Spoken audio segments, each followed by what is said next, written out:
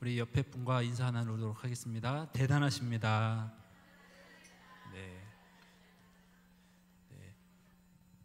옛날부터 전해 내려오는 얘기 중에 만약에 예수님이 재림하시면 언제 오실까? 그것은 비 오는 수요일이 될 것이다.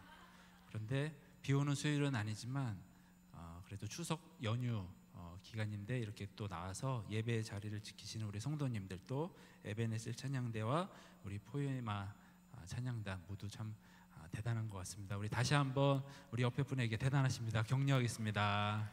대단하십니다. 오늘 설교 제목이 누가 내 어머니이며 동생들이냐. 이 설교 제목을 보고 아까 임정희 전도사님이 오늘 드디어 출생의 비밀을 밝히는 거냐고 얘기하시더라고요. 네, 지금 방송실에서 보고 있을 텐데요. 제 출생의 비밀은 밝히지 않고 예수님 얘기를 잠깐 나누면서 은혜를 나누고자 합니다. 추석이 되어서 우리 가족끼리 한 자리에 모여서 이렇게 이야기도 나누고 맛있는 것도 먹으면서 행복한 시간을 아마 다 보내셨으리라 생각이 듭니다. 그런데 오늘 읽은 우리 성경 말씀에 보면은 예수님께서 우리 타고난 혈연적인 가족 말고 또 다른 새로운 가족의 이야기를 들려주고 계시는데요. 그 얘기를 잠깐 나누고자 합니다. 우리 타고난 가족들, 우리 혈연으로 맺어진 가족은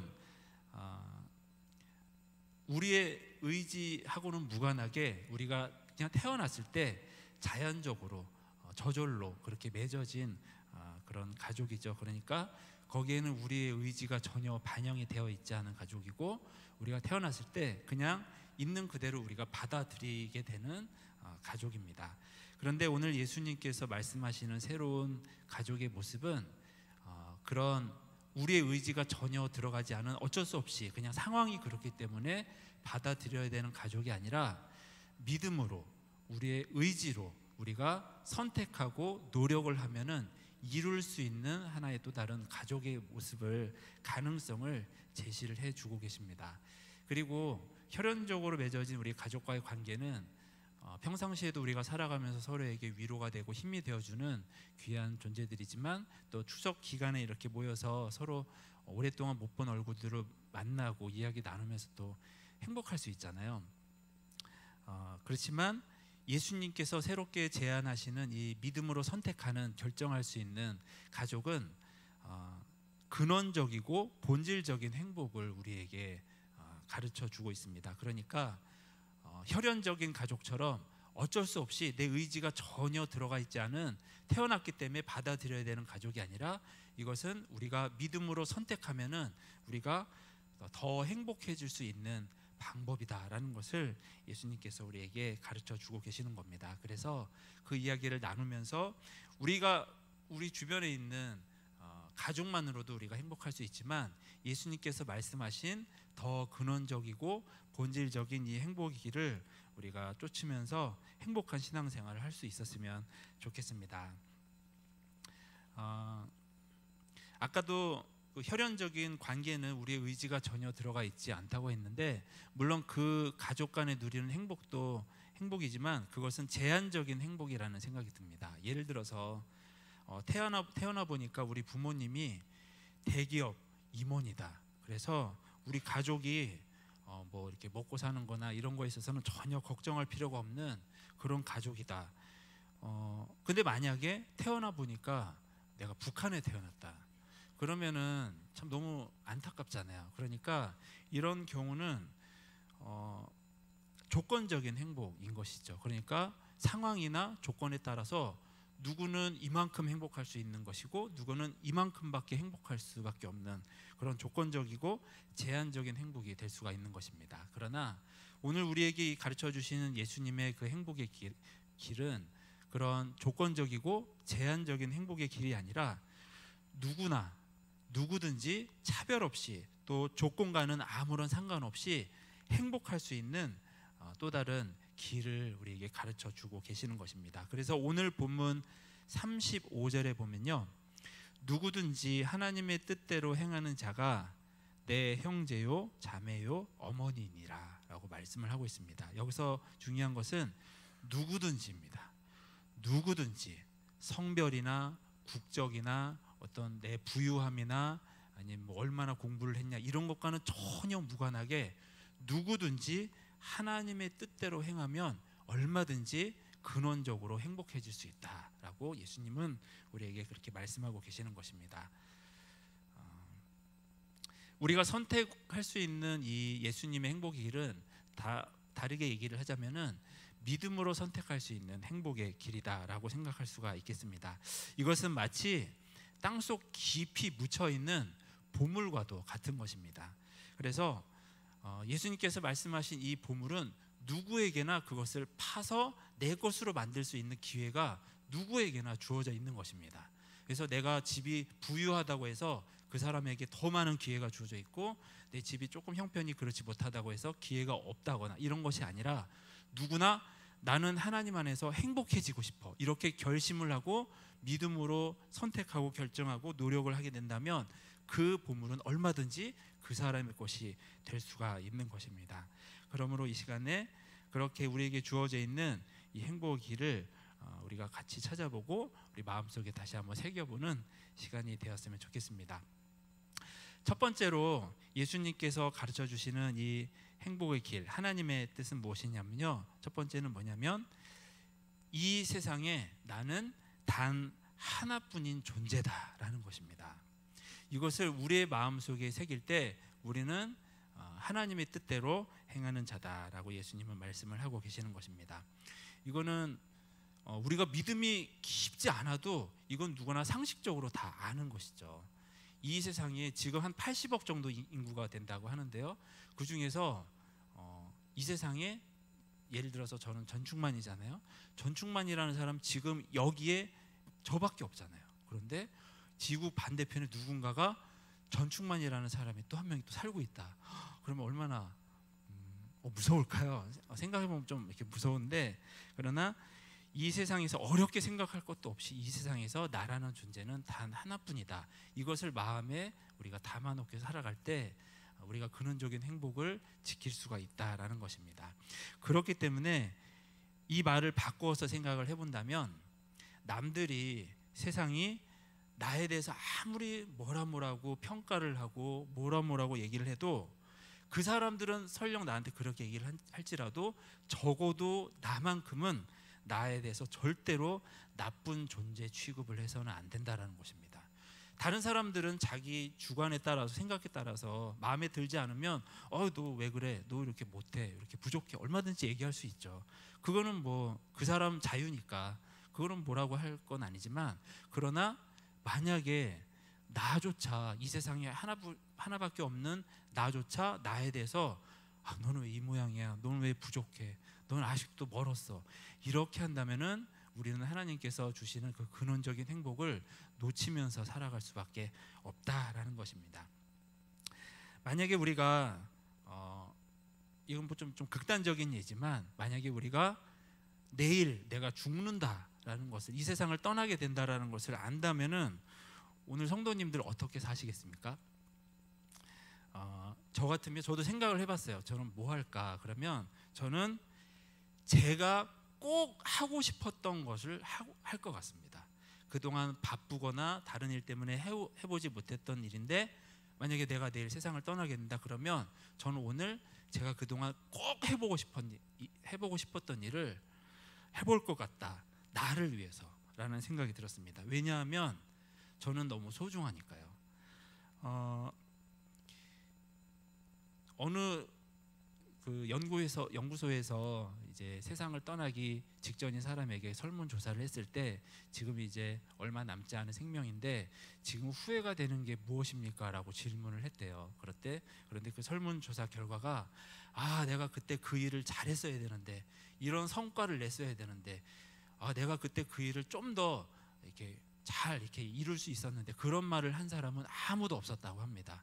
내 가족에게 사랑한다는 말을 많이 못했던 거, 그리고 나를 좀 더 아껴주지 못했던 것, 대부분은 이런 말을 하면서 참 후회를 한다라는 말을 했다고 합니다. 마찬가지인 것 같아요. 이 세상에서 나라는 존재가 나밖에 없다라는 것은 우리는 나 스스로 나에게 참 잘해주도록 노력을 해야 된다라는 의미라고 생각이 듭니다. 이 정도로 나는 너무나 소중하고 값진 존재라고 하는 것을 성경은 여러 군데에서 말을 하고 있는데, 그 중에서 우리가 잘 아는 말씀 두 군데만 든다면, 구약 성경에서는 하나님께서 우리 인간을 하나님의 형상대로 창조하셨다라는 말씀이고, 또 신약 성경에서는 하나님께서 독생자도 아낌없이 이 세상에 보내주셨다라는 말씀으로 표현될 수가 있을 것 같습니다. 그 모든 말씀이 무엇을 말하고 있습니까? 하나님 보시기에 우리 한 사람 한 사람은 너무나 그만큼 값진 존재다라는 것입니다. 제가 어느 책에 보니까 제목이 참 마음에 드는 책 제목이 있더라고요. 그것은 뭐냐면 우리는 100년 뒤에는 이 세상이 없습니다. 이런 책이 있더라고요. 그러니까 100년 뒤에 우리 다 있을 수 있나요? 그렇지 않죠. 100년 뒤에는 아마 우리는 이 세상에 없을 겁니다. 그렇다고 한다면 100년 뒤에도 우리가 계속 살 것처럼 지금 우리가 행복할 수 있는 시간이 있고 길이 있고 방법이 있는데, 그것을 계속 미룬다고 한다면 우리는 하나님이 주시는 행복을 어쩌면 놓치면서 살아가는 것이 아닌가라는 것입니다. 100년 뒤에 우리가 이 세상이 없다라는 생각을 해본다면 우리는 지금이라는 시간이, 그리고 이 세상에 나라는 존재는 나밖에 없다라는 사실을 우리는 좀 더 의미 있게 받아들일 수 있을 것 같습니다. 그렇게 이 세상에 나라는 존재는 나밖에 없고, 그렇게 나 스스로 나를 아껴주고 사랑해주는 사람으로 살아갈 때 우리는 예수님이 말씀하신 근원적인 행복을 누리면서 살아가게 될 줄로 믿습니다. 우리 옆에 분을 보시면 나는 모르겠는데 저 사람 참 안 됐다, 저 행복할 수 없을 것 같다, 아유 저렇게 생겨서, 이렇게 한다면 절대 안 됩니다. 예수님도 말씀을 하셨잖아요. 하나님을 사랑하고 이웃을 사랑하라고. 근데 하나님 사랑과 이웃 사랑에는 한 가지 사랑이 숨어 있습니다. 그것은 뭐냐면 나를 사랑해라, 내 이웃을 너의 몸처럼 사랑하라고 말씀을 하셨잖아요. 내가 나를 그렇게 아껴줄 줄 모르는 사람이 다른 사람을 아껴준다라는 것은 쉽지 않을 것 같습니다. 그러므로 예수님의 그 말씀을 우리가 정말 순종하기 원한다면 하나님 사랑은 물론 1등이고, 그 다음으로 우리가 생각해야 될 건 뭐냐면 내가 얼마나 귀한 존재인지를 우리가 마음속에 묵상하고 그것을 삶 속에 실천하면서 살아갈 수 있는 성도님들과 제가 되기를 간절히 소망합니다.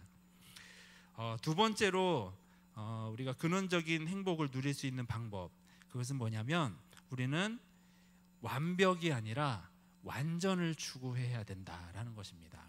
언뜻 들으면 뭐 완벽이나 완전이나 그 말이 그 말 아닌가요? 그런데 성경에 나오는 완전이라는 개념은 우리가 생각하는 것하고 조금 다릅니다. 완벽이라는 것은 한치의 오차나 실수가 없는 어떤 그런 것을 완벽이라고 한다면, 성경에서 말하는 완전의 개념은 뭐냐면 밝은 면과 어두운 면 모든 것을 다 아우르는, 포용하는 개념인 것입니다. 저는 좋은 점만 있고 나쁜 점은 하나도 없어요, 이런 분은 없죠? 우리 각자가 장점이 있으면 또 단점도 있고, 다른 사람한테 자신 있게 나 이런 사람이야 보여주고 싶은 면이 있다면, 또 한편으로는 다른 사람한테 절대 보여주고 싶지 않은 부끄러운 면도 누구에게나 다 있다고 생각을 합니다. 그런데 하나님이 왜 우리가 좋으신 분이라고 고백을 하냐면, 하나님은 우리의 밝은 면만을 보시고 나는 너의 그 점이 있기 때문에 내가 너를 사랑한다 이렇게 하시지 않고, 너의 어두운 면, 죄악된 모습도 내가 다 알고 있지만 그럼에도 나는 너를 사랑해 라고 말씀을 해주시는 분이기 때문에 하나님은 우리에게 좋으신 분이라는 생각이 듭니다. 그래서 우리가 하나님을 생각하면 각자가 하나님 하면 떠올리는 그림들이 있잖아요. 저 같은 경우는 하나님은 바다 같은 분이라는 생각이 먼저 듭니다. 바다에 아무리 돌멩이를 갖다 던져도 바다가 채워지지 않죠. 하나님은 나의 부족한 모습, 어두운 면, 그런 모습도 하나님은 다 받아주시고 포용해 주시고, 우리가 그것이 계속해서 또 좋아질 수 있도록 기다려 주시고 우리를 도와주시는, 용납해 주시고 포용해 주시는 자비의 하나님이시기 때문에 우리가 그 하나님을 믿는 것이 행복한 것인 줄 믿습니다. 그 하나님을 생각을 한다면 우리의 신앙생활에 있어서 어두운 면을 없애나가는 과정이라는 것은 조금 신앙생활을 어떤 면에서는 좀 힘들게 하는 것이 아닌가라는 생각이 듭니다. 완전이라는 것은 나의 밝은 면뿐만 아니라 어두운 면도 다 인정하고 그것을 받아들이는 것이라고 생각을 한다면 우리의 신앙생활에 때로는 내 부족한 모습이 있다 할지라도 그것 때문에 너무 거기에, 물론 그게 이렇게 고치고 개선해야 될 점이긴 하지만, 그렇다고 해서 나는 이런 면이 있기 때문에 나는 아직도 멀었어, 나는 실패한 인생이야, 하나님 보실 때 나는 아무것도 안 해, 이렇게 한다면 하나님께서 너무 속상하실 것 같습니다.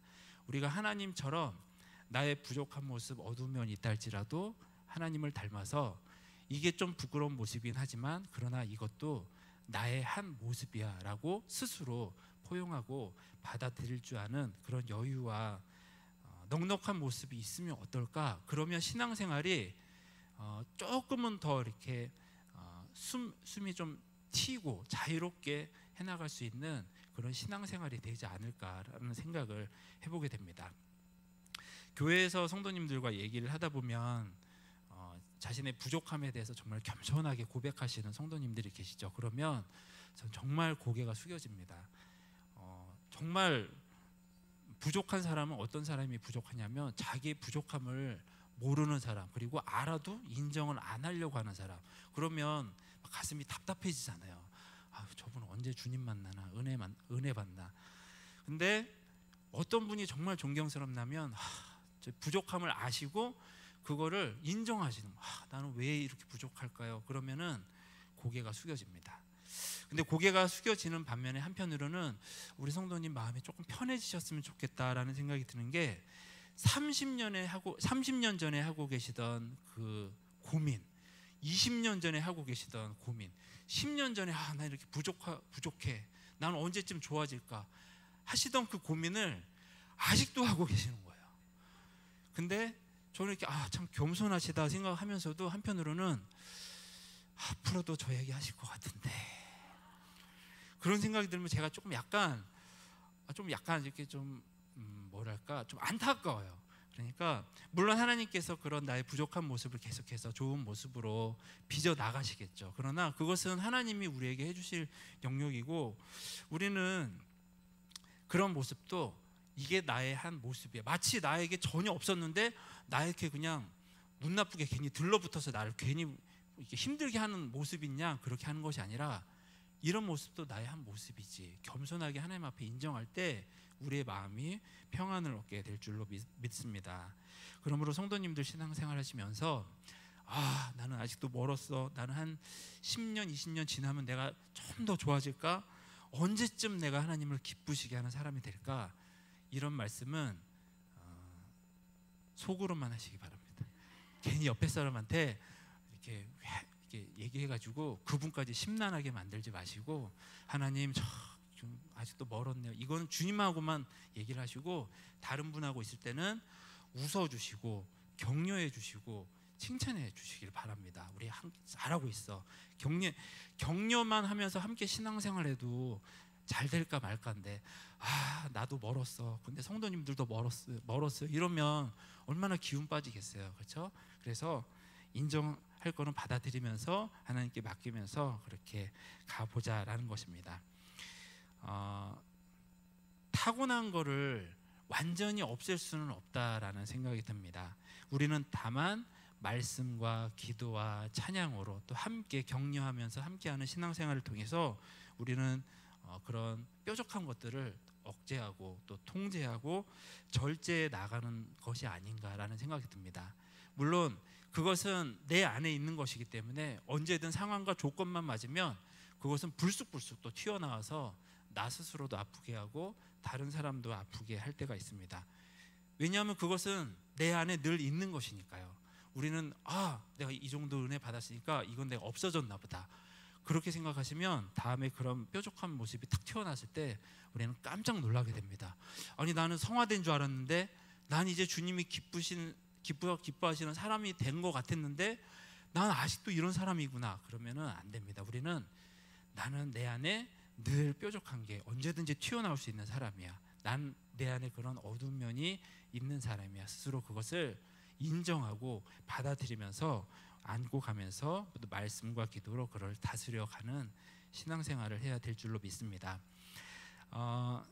완벽해지는 것이 아니라 완전함을 추구하는 모습, 그런 모습도 나를 이루는 한 부분임을 인정하고 받아들이면서 갈 때 우리가 하나님께서 주시는 평안을 누리게 될 줄로 믿습니다. 마지막으로는 저를 한번 따라해 주시겠습니까? 우리 하나님께서 기뻐하시는 신앙생활, 웃어라.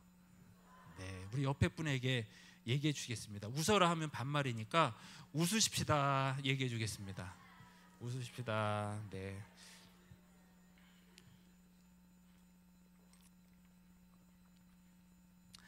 일본 속담에 이런 말이 있대요. 인생을 웃으면서 살든 울면서 살든 수명은 같다. 너무 좋은 속담 아니에요? 성경 말씀에 나오는 말은 아니지만 너무 좋은 속담인 것 같아요. 어차피 똑같은 시간을 사는 거고 그런 수명을 누리는 것이라면 기왕이면 우는 것보다 웃는 시간을 좀 더 늘려야 되지 않겠습니까? 물론 살면서 뭐 웃기만 할 수는 없죠. 그러나 우리는 되도록이면은 좀 웃으면서 살자라는 것입니다. 예수님도 말씀을 하셨죠. 예수님을 배반했던 제자들에게 부활하셔서 다시 나타나셨을 때 너 그때 내가 잡혀갈 때 너 어디 갔어? 막 이렇게 하시는 게 아니라 뭐라고 하셨죠?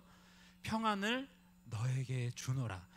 예수님께서 우리에게 바라시는, 제자들에게 바라시고 우리에게 바라시는 것은 평안이다라는 것입니다. 우리 마음이 평안으로 가득 찰 때 우리는 웃게 될 줄로 믿습니다. 상황과 환경이 바뀌어서 내가 웃게 되기를 기다리시면 안 됩니다. 시간은 절대로 우리를 기다려주지 않고 또 시간은 금이다라는 말도 있잖아요. 우리가 1초 1초를 지금 지나가고 있는 시간도 우리는 지금 주머니에서 돈을 꺼내서 지금 버리는 거나 마찬가지라고 생각이 든다면 이 시간 내가 웃어야지라는 생각을 우리가 할 수가 있을 것 같습니다. 상황과 환경이 바뀌어서 그때 가서 내가 웃어야지라는 것보다 상황과 환경과는, 내가 처해 있는 상황과 환경과는 상관없이 내가 웃을 수 있는 작은 어떤 상황이나 환경을 나 스스로 믿음으로 만들어 볼 수 있는 저와 여러분이 되었으면 좋겠습니다. 그러면 뭔가 이렇게 새로운 것을 한번 내가 시도해보고 도전해보면서 그것 때문에 내 마음이 평안해지고 즐거워지게 된다면 나를 괴롭히던 상황과 환경을 우리가 그동안은 또 잠시 잊을 수가 있잖아요. 그렇기 때문에 우리가 믿음으로 나 스스로 웃을 수 있는 환경을 만들어 보는 것도 참 중요하다라는 생각이 듭니다. 제 아내가 코로나에 걸렸다가 이제 거의 나았거든요. 다 나아서 이제 오늘은 왔어요. 왔는데 추석 기간인데 이제 아내는 이제 좀 몸이 좋지 않아서 집에서 쉬고 있고, 그렇다고 해서 이제 뭐 우울하게, 집안 분위기가 우울하게 막 이렇게 막 축 처져서 그러고 있을 수만 없잖아요. 그래서 이제 아내는 좀 몸이 힘드니까 집에서 쉬고, 제가 새 아들 꼬맹이를 데리고 어떻게 하면 이번 추석 재밌었다라는 기억을 남길 수 있을까 생각을 하다가 얘네들을 데리고 제가 어제 대부도에 갔다 왔습니다. 웃을 수 있는 상황과 환경은 아니었지만 그렇다고 해서 그렇게 시간을 보내기에는 이 시간이 또 너무 아깝잖아요. 또 애들한테는 이번 추석 재밌었어, 이걸 또 아빠로서 남겨주고 싶어서 길이 꽉 막히는 그 대부도 길을 제가 아이들을 사랑하는 그 마음으로 제가 운전해서, 정말 힘들게 운전해서 막 가가지고, 그 대부도 건너가면 구봉도라는 해병대가 있어요. 저 구석에 들어가면 거기 가가지고 그 바닷물이 흙탕물이거든요. 근데 애들 데리고 가서 바다에 다 집어넣었습니다. 그래서 수영복도 안 갖고 가고 일단 그래서 갔어요. 가가지고 다 집어넣고 저도 들어갔습니다. 그래서 저도 구두 신고 갔는데 구두 신고 그냥 들어갔어요. 그래가지고 뭐 들어갈 때는 한 찝찝한 거는 한 10초면은 그냥 그 느낌은 사라지잖아요. 그러니까 한 10초 막 들어갔다가 나오니까 그때는 옷이 더러워지면 어떡하지, 구두가 젖으면 어떡하지, 싹 사라지더라고요. 한 2시간 동안 애들하고 그 바닷물에서 그냥 재밌게 놀고 이렇게 놀다가 왔습니다. 가니까 막 망둥어도 막 뛰어다니더라고요. 그래서 막 망둥어도 막 잡고 막 다 놔주고 그러면서 재밌게 놀다 왔습니다. 왜 이 얘기를 하냐면, 내 상황과 환경이 나를 웃지 못하게 하는 상황이라고 해서 그렇게 그냥 우울해서 축 처져서 나는 언제쯤 웃지 이렇게 하다가는 우리는 어쩌면 못 웃을 수도 있어요. 그러나 그렇게 하지 말고 이 상황과 환경은 냅두고 이건 이거대로 냅두고 우리는 내가 웃을 수 있는 작은 뭐라도 하나를 만들어서 웃어보자. 자녀가 기뻐서 웃으면 그걸 보는 부모님의 마음이 흐뭇하잖아요. 우리가 하나님께 영광을 돌리자라는 말을 하는데 어떻게 돌릴까요? 저는 그게 그렇게 어려운 것 같지가 않아요. 그것은 우리가 행복하면 되는 것 같아요. 자녀가 웃을 때 부모가 보면서 흐뭇하신 것처럼 우리가 웃고 마음이 평안하고 신앙생활이 행복해 이렇게 한다면 하나님도 그걸 보시면서 흐뭇하실 것 같습니다. 그게 하나님이 영광 받으시는 거 아닐까요? 그러므로 우리 성도님들 웃으시기 바랍니다. 인생을 웃으면서 살든 울면서 살든 수명은 같다. 예수님 말씀은 아니지만 그래도 우리가 웃으면서 하는데 좀 도움이 되는 얘기인 것 같아요. 그러면서 우리가 내가 웃을 때 하나님도 웃으신다라는 마음으로 우리가 살 때 하나님이 약속하신 평안이 우리에게 주어지고 어떤 근원적인 행복이 우리 안에서 샘솟아 오르게 될 줄로 믿습니다. 이렇게 연휴가 이제 오늘 또 끝나게 되는데요. 내일부터 또 시작되는 남은 한 주간도 하나님의 이 말씀 뜻대로 행하는 우리가 모두가 되어서 하나님의 가족으로서 힘있게 세상 속에서 살아가는 우리가 모두가 되었으면 좋겠습니다. 기도하겠습니다. 하나님, 우리를 믿음의 사람으로 불러주셔서 감사합니다. 환경과 상황이 흘러가는 대로 떠내려가는 삶이 아니라 우리가 믿음으로 우리가 예수님께서 약속하신 행복의 길을 얼마든지 선택할 수 있고 누구든지 그것을 누릴 수 있는 축복의 길을 활짝 열어주셔서 감사합니다. 남은 한 주간도 우리가 그 하나님의 뜻을 마음에 담아놓고 그렇게 믿음으로 살아가면서 우리가 행복해질 때 우리를 바라보시는 하나님도 행복해짐을 기억하면서 그렇게 살아갈 수 있는 우리 모두가 되게 하여 주시옵소서. 하나님, 현지 센터 건립을 확인하기 위해서 우리 태국에 가 계시는 우리 담임 목사님과 김프로 목사님, 주선한 장로님, 박광규 장로님, 하나님 내일 한국으로 다시 무사히 돌아올 때까지 눈동자처럼 지켜주시고 안전하게 그 길을 인도하여 주시옵소서. 모든 것을 하나님께 맡겨드리며 예수님의 이름으로 기도하였습니다. 아멘.